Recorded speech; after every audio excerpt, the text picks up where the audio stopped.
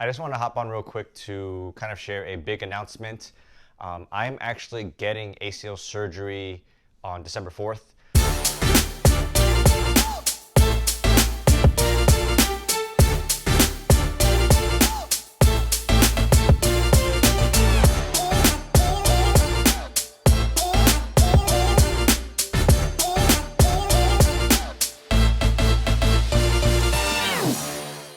Hey guys, I just want to hop on real quick to kind of share a big announcement.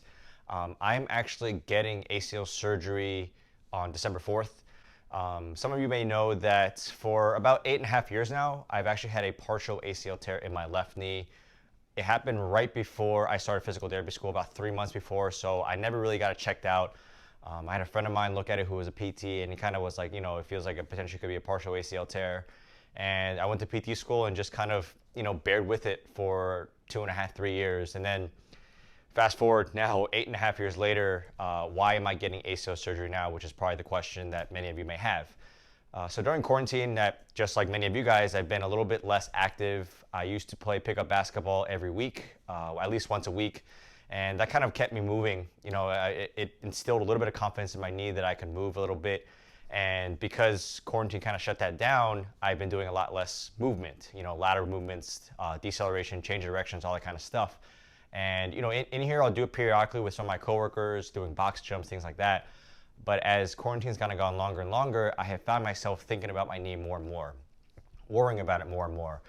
Whenever I do hop in there with the drill with some of my athletes that I'm rehabbing, I'll be thinking about my knee, worrying about my knee, really just kind of hoping that it doesn't buckle on me. And I spoke with a friend of mine, Dr. Nima Mehran, which some of you guys may know, who is an orthopedist out in California.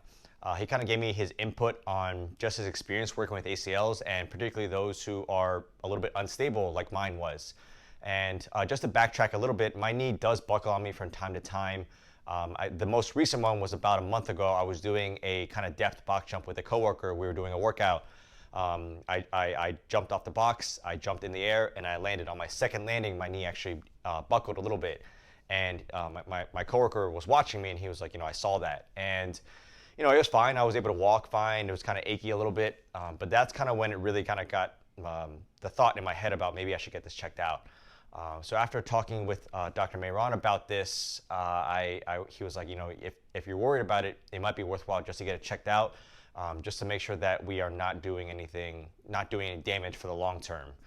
He also kind of asked me what what I would like to get back into doing. And I told him that, I still want to be active. I want to play basketball for the next 4 or 5 years, hopefully even longer. I would love to run out with kids whenever I do have kids. I don't want to be worrying about my knee all the time. And, at this point in time, I feel like it's not going to get necessarily any better. So he recommended I go get it checked out. I got an MRI about a week and a half ago, and then I saw a doctor about a week ago. And she told me that not only do I have an ACL tear, but I also have a meniscus tear at the root. So on December 4th, in about a week or so, I will be getting ACL surgery, a full reconstruction with a meniscus repair. And the protocol is actually going to be fairly aggressive, thankfully. She's going to allow me to fully weight bear on it, 3-4 days, as long as I'm comfortable in a locked out brace, of course. So I'll be in a locked out brace for weight bearing for about 4 weeks. And I wanted to share this with you guys just because, I know a lot of you guys that follow me are either PTs or other athletes who have gone through ACL rehab or are currently going through ACL rehab. So I wanted to share this with you just because obviously it's very unique. Someone in my position who is a PT that specializes in ACL rehab going through ACL rehab themselves is something that's very unique in itself. And I guess a somewhat ironic thing is that I'm actually going to have a patient who I'm prehabbing right now who is going to get surgery 4 days after me. So her and I will be going along through the rehab process together. And I'm going to do my best to document as much as I possibly can, starting from, right after surgery, doing the kind of foundational range of motion stuff, all the way to that late stage stuff. I think another unique perspective is that I'm actually going to be rehabbing myself for the most part. I'm going to have my coworkers help me with maybe gentle stuff like range of motion, patella mobs, and obviously for the late stage doing the kind of reactive ball toss stuff that you've seen that I post. So I'll be getting their insights, and I'm going to share honestly about what I'm feeling. Maybe frustrations that I might be having, fears that I might be having, worries about doing the reactive stuff. I'm excited to get to that point, but that's obviously months and months down the line. So any questions you guys may have, please post them below. Maybe I'll make a video of answering some of the questions you guys may have, doing a Q&A type of video. And I appreciate those of you guys who support and have followed me for the years and years that I've been on Instagram, and now a little bit on YouTube. So I hope you guys kind of enjoy this journey, and hopefully it's entertaining, educational, for all of us involved. And I think it'll be even unique for me because I'm going to be able to document the progress that I have in my knee.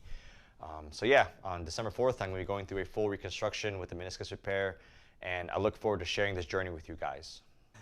Thank you for watching today's video. Please feel free to like and subscribe and share it on your social media platforms.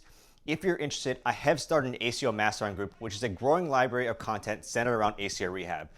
It has exercises ranging from immediate post-op to late-stage sports-specific movements and everything in between.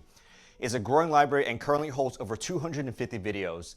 There's content centered around assessments, movement breakdowns, exercise breakdowns, case studies, and a whole lot more. You also gain access to a private forum where you can engage with like-minded people, ask questions, share research articles, and share resources. If you're interested, please feel free to click the link below. Thank you for watching.